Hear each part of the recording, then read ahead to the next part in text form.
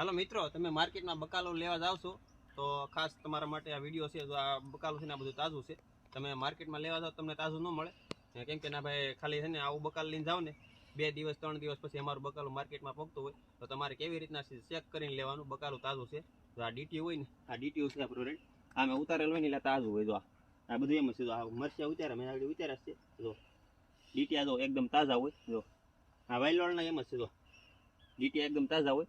તમે માર્કેટમાં લેવા જાવ ને ના કેવી રીતના સોળા હોય ને, સોળા જો આ સોળા ને ડીટી આવે, આ ડીટી આ હુકાઈ જાય એટલે આપણે માની લેવાનું કે આ 5-6 દિવસ પછીનું બકાલું છે.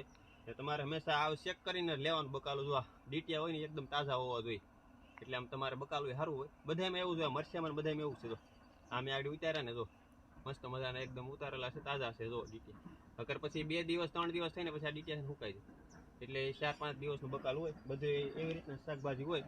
તમારે જોતું હોય તો આપણી વાડી આવવું પડે. ગલકા છે, બધું છે, મરચા છે, વાયલોળ છે, સોળી છે, મેથીની ભાજી છે, બધી વસ્તુ મળી રહે. તમારે જોતું હોય તો કમેન્ટ કરી દેજો.